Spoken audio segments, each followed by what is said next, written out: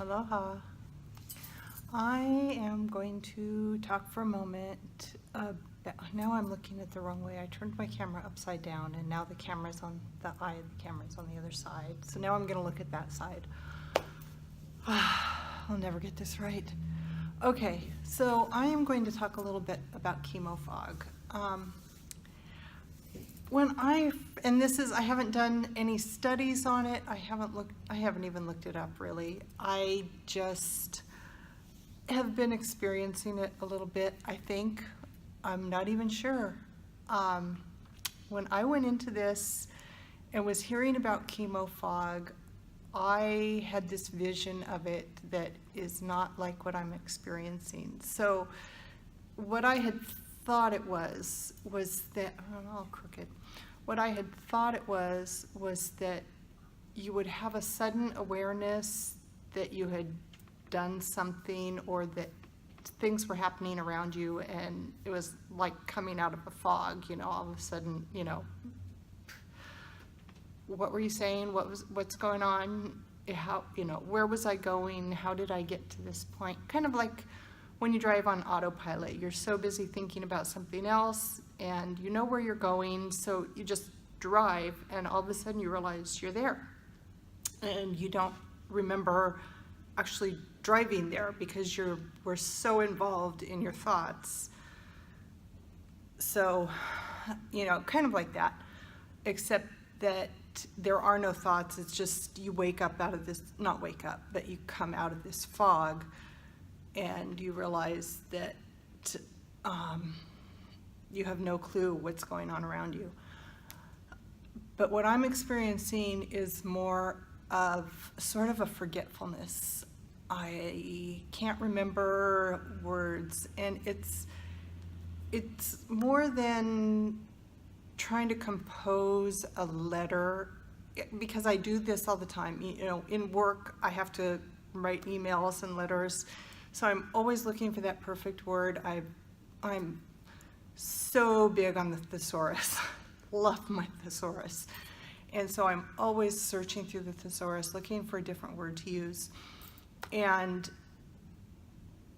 it's one thing to try and think of a different way to word something.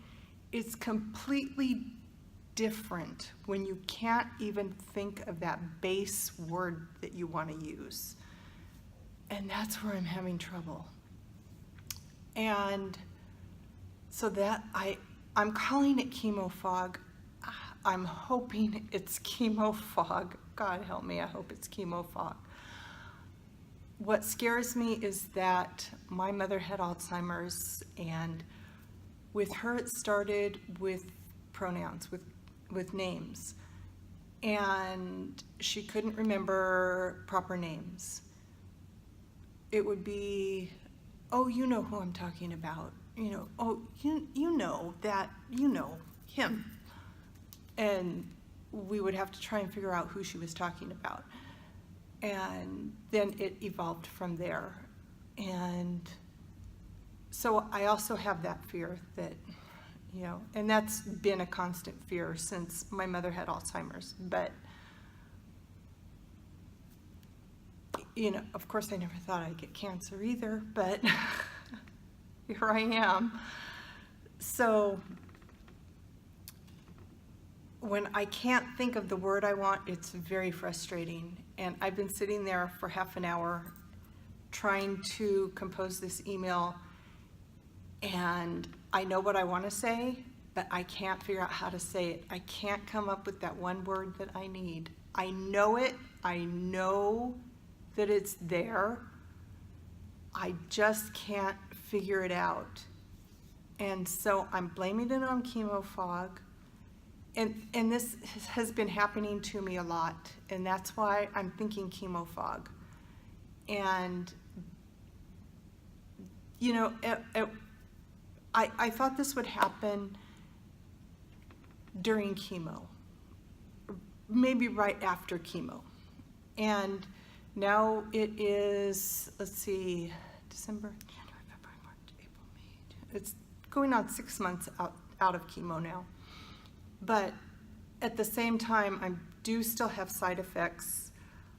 I was down for 2 days. I actually missed a day and a half of work because I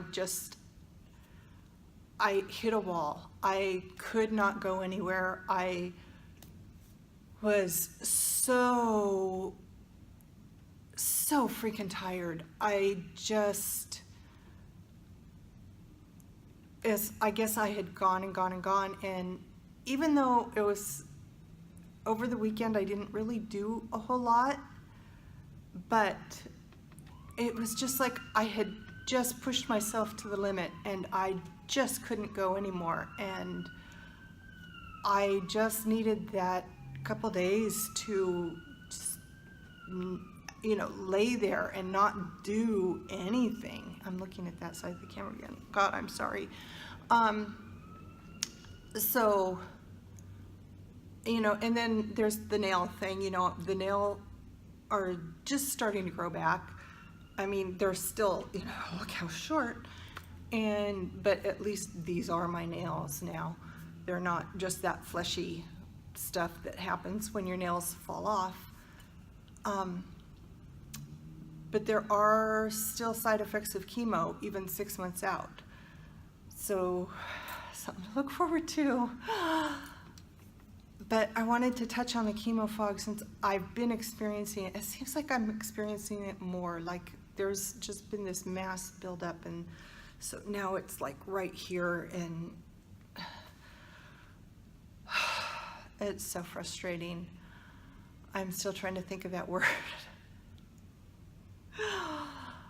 I know it will come to me. It always does once the fog kind of lifts at some point, and I do get it, and then it's like, oh yeah, that, duh, okay. But it is frustrating when it's happening, and so this is, like I said, I didn't do any research on it. I can't be 100% sure that this is chemo fog. I am assuming, but I wanted to throw it out there because it is frustrating. It is another aspect of the chemo.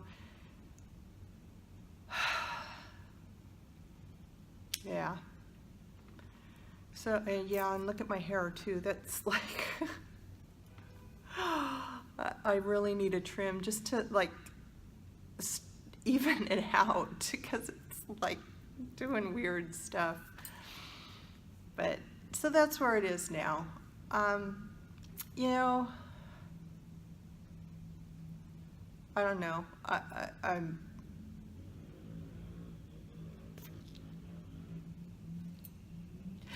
what do you say? It is what it is, and as much as I hate that saying, it is what it is. You can't go back and change what already spurred it. So, I can't go back and change my cancer diagnosis or anything else. So I deal with it. And I kind of laugh at it a little bit. Someday maybe I'll laugh at it more. I don't know. Because if I don't laugh at it, I will sit and cry. And so I'd rather laugh than cry. But, so that's chemo fog for me. And maybe that's one of those things that's different for everybody. And, maybe your chemo fog is going to be different than my chemo fog. I don't know. So that's where we are today. And don't forget to subscribe and hit the like button and hit that little bell so you get the notifications. And I guess there's a setting in there that you hit so that you get to actually get the notifications. You tell it you want all notifications. I'm gonna have to do a little bit more research on that. I've been watching YouTube channels on YouTube. So, okay, I'll see you later. Bye-bye.